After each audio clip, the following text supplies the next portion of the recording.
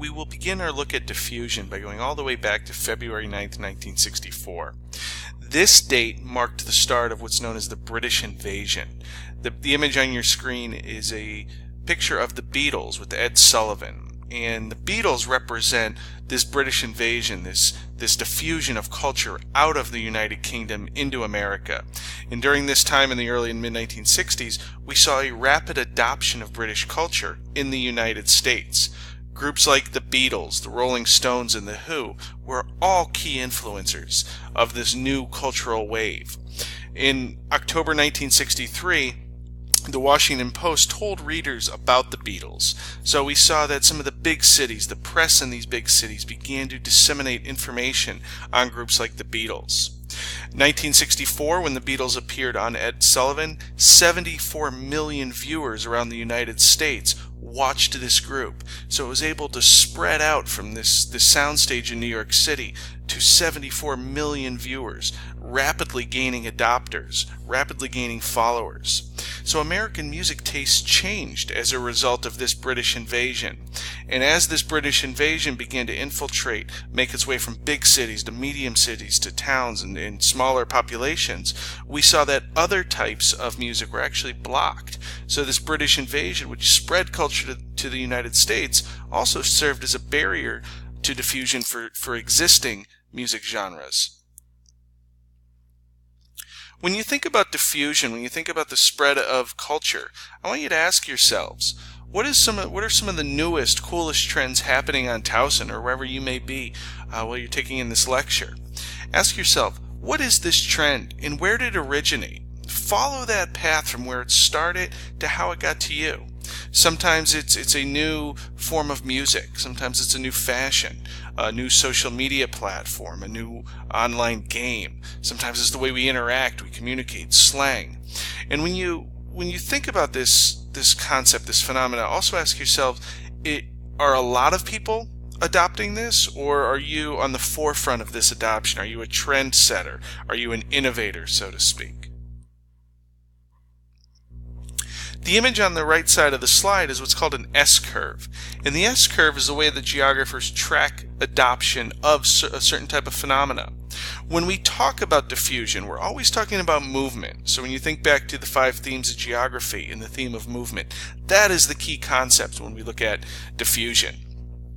Another big course concept, globalization, also ties in heavily with diffusion. Because if you recall, globalization is the increased interconnectedness and interdependence of people, places, and institutions around the world. So when we talk about globalization, we're simply talking about the movement of ideas, the movement of culture. And as that culture moves and lands in new places, who is adopting it? This term paracme looks at the rejection and ultimate decline of an adopted phenomena. You could think about smoking, for example, where in the 1900s in the United States, a lot of people rapidly adopt smoking. As smokers learned more about the long-term health benefits, people began to stop smoking. Fewer people started smoking. So when we look at a concept like smoking, we could follow its S-curve through adopters, and then it turns into almost a bell curve. If we continue past laggards, we would see that red line go down as rejection in the decline in adopters begins to increase. We also look at barriers to diffusion. So when we think about how a phenomenon moves over space, sometimes there's barriers. Those barriers could be physical, it could be a mountain range, it could be a body of water. A lot of times those barriers are social. It could be language, it could be religion, it could be customs that are in place in a certain area. So for example, when McDonald's moved into South Asia and tried to push its menu, it met some barriers to diffusion, whereas that beef patty was not something that was readily accepted. So McDonald's had to go find a new way to provide a meal, provide something that the local community would demand. So when we talk about diffusion, we look at that adoption, but we also need to keep in mind that there are barriers to diffusion. A couple types of diffusion that we'll focus on. The first is what's called relocation diffusion. And this is when the diffused items leave the originating areas behind. And generally when we talk about relocation diffusion, we're talking about the movement of people. And as people move, they bring their customs with them. They bring their culture with them. They bring their language with them. They bring their religion with them. They bring their way of eating, communicating, socializing with them. So when we talk about diffusion, relocation is simply stating that the numbers remain the same, but the items are moving over space. And a couple terms that often tie to relocation diffusion: territorialization, deterritorialization, and reterritorialization. Territorialization just reflects where an item originated. So, for example, Christianity, or the Arabic faith, or Hindu. We look at where these religions started. And then when we talk about deterritorialization, we see that it was lifted and it's transplanted or relocated somewhere else. And then it is reterritorialized. So back to our example of McDonald's. McDonald's is connected to its core in the United States. We've lifted it, we've deterritorialized it, and then we've reterritorialized it elsewhere. And with that reterritorialization, sometimes syncretism comes into play. How we move from the beef patty to the veggie patty. Another example could be skateboarding, the skateboarding culture that evolved in Southern California in the 1970s and 80s. That had a very strong territorialization.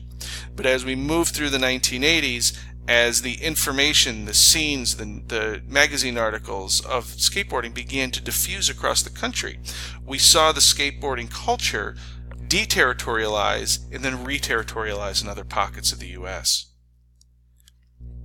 Our second type of diffusion is what's called expansion diffusion.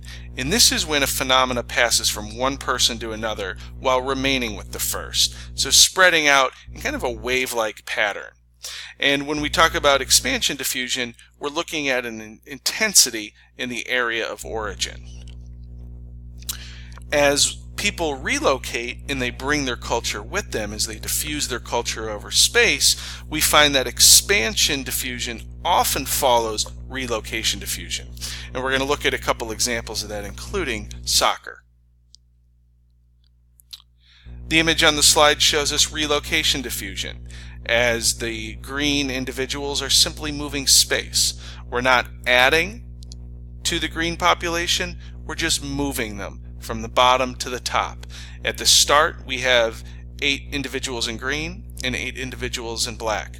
At the end, we have 8 individuals in green and 8 individuals in black. On this slide, it shows us expansion diffusion, whereas some of the individuals in black are adopting the cultures and traits that are diffused from the individuals in green. So as we count our numbers at the beginning, we have 8 of each. But after expansion diffusion takes place, we find that we actually have 13 individuals in green and only 3 individuals in black. So the key distinction between relocation and expansion is the number of adopters is expanding. So again, relocation simply means we're taking someone from an area of origin and placing them down, or reterritorializing them somewhere else. Expansion diffusion looks at that adoption, growing the numbers of followers. So if we have somebody who is of the Christian faith, and we move them from what's called the United States and we send them to Eastern Europe, early on it's simply going to be relocation diffusion, because we're moving a Christian from one country into an area into another country. If that Christian is a missionary, then we'll see that the number of Christians will expand over time following that relocation. When we look at relocation, we ask ourselves, why do some places adopt phenomena before others? And a critical spatial analysis tells us where equals when. And the first type of effect is what's called contagious, and this is proximity to the origin. So when we think about expansion diffusion, a contagious effect would be a wave-like pattern outside of that area of origin. An example in a map we'll look at is Islam in Mecca, where the Islamic faith started on the Arabian Peninsula. That area remained very strong. As time went by, as individuals spread out from the Arabian Peninsula as missionaries traveled across North Africa into Asia, we saw this contagious effect, this wave-like pattern of diffusion from a single point of origin. Some other phenomena that travels in a contagious manner: slang, the way we talk. So as individuals come into contact, as a phenomena spreads from one person to another, slang, accents, illnesses. When people become ill, whether it's the flu in the winter or chickenpox or measles, we often see this contagious effect where proximity to the origin matters. So where that disease originated or where that virus outbreak started, we see that proximity matters, and that phenomenon will spread in a wave-like pattern out. Reintroducing this idea of friction of distance: the farther we get from that origin, the less likely an area is to be impacted by this phenomena that's diffusing. This map shows us the expansion diffusion with the contagious effect. Expansion diffusion of Islam out of the Arabian Peninsula. And you can see that it started on the southwest coast of modern-day Saudi Arabia all the way back in the 6th century, and then it moved in all directions, making it down southeast into modern-day Indonesia into the 1200s, making it into West Africa between 9 and 1600. So the proximity to the origin mattered. As you can see here, we're not having the Islamic faith jump all the way down to South Africa or all the way over to East Asia. There was a lot of friction of distance. There was a lot of land to cover between the Arabian Peninsula and those far out outposts. There was also a lot of other cultures that served as barriers to diffusion. A more recent example of contagious effects took place in the United States in 2019 when we had a sizable measles outbreak. When we look at diffusion of disease, we're referring to epidemiology, which geographers use to study the origin, the transmission, the diffusion of a disease or virus. So when we look at epidemiology, we're asking ourselves, why and where did a certain outbreak occur? With the measles outbreak, we're looking at expansion diffusion with the contagious effects. So in Clark County in Washington State, we had 50 people that were confirmed cases early on in this measles outbreak. And when the measles virus spread, much like other viruses, it spreads in a contagious manner, where it moves in a wave-like pattern out from the first person to become contagious. Now, when we look at an S-curve, we could often talk about the number of people contracting measles, but in this case, we're really looking at the number of people that have adopted the measles vaccine. So by the 21st century, we reached that laggard phase of the S-curve, where most people who were going to be vaccinated were vaccinated. The laggards in this case were people who were not vaccinated, and they were more susceptible to acquiring and spreading the measles virus. So we created this very strong barrier to diffusion with the measles vaccine. But as we found out in 2019, that there are laggards, that not everybody adopted this vaccination, and as a result, people started becoming sick. Many of them young people and many small children.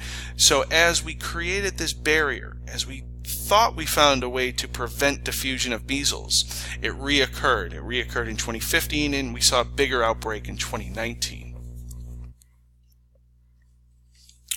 The second type of